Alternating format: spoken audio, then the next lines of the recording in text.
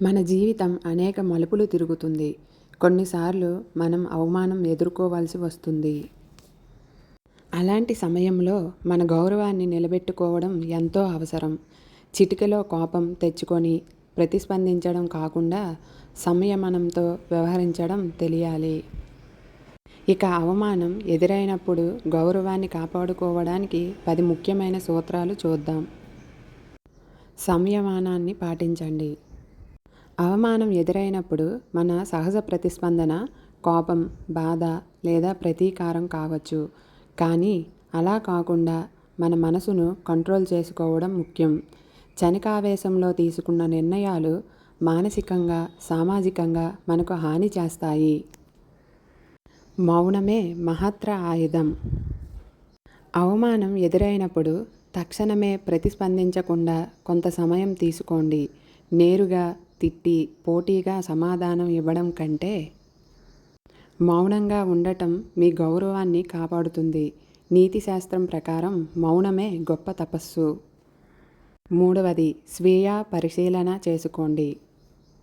మీరు ఎందుకు అవమానం అనుభవించవలసి వస్తుంది? ఇందులో మీ పాత్ర ఏమైనా ఉందా? ఇతరుల నుంచి తప్పు జరిగి ఉంటే వారిని తప్పు పట్టొచ్చు, కానీ మీలో ఉన్న లోపాలను తెలుసుకోవడం కూడా అవసరం. నాలుగవది, తెలివిగా స్పందించండి. కోపంతో స్పందించడం కాకుండా మీ మాటల ద్వారా న్యాయం చెప్పే ప్రయత్నం చేయండి. ఆలోచించి మాట్లాడితే ఎదుటివారు కూడా మీ వ్యక్తిత్వాన్ని గౌరవిస్తారు. ఐదవది, పని చేసే విధానం మార్చుకోండి. ఎవరైనా మిమ్మల్ని అవమానిస్తే వారితో పోటీ పడటం కాదు, మీరు మీలో ఉన్న విశిష్టతను మరింత మెరుగుపరుచుకోవాలి. మీ పనితనం, విజయం ద్వారా సమాధానం చెప్పండి. 6, అహంకారాన్ని విడిచిపెట్టండి. మనలో ఉన్న అహంకారం వల్ల మనకు అవమానం అనిపిస్తుంది. వినయం ఉంటే మనం అవమానాన్ని చిన్న విషయంగా తీసుకోగలం. కాబట్టి అహంకారాన్ని తగ్గించుకోవడం ఎంతో అవసరం. 7వది, నమ్మకమైన వ్యక్తులతో మాట్లాడండి.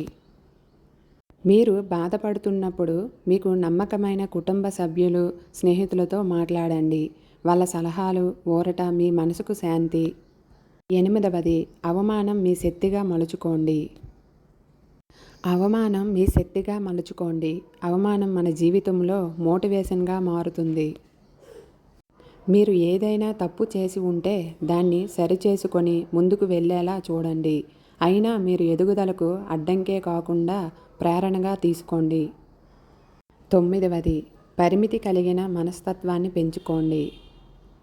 చిన్న విషయాలకు బాధపడకుండా జీవితం గురించి విస్తృతంగా ఆలోచించే గుణాన్ని పెంచుకోండి.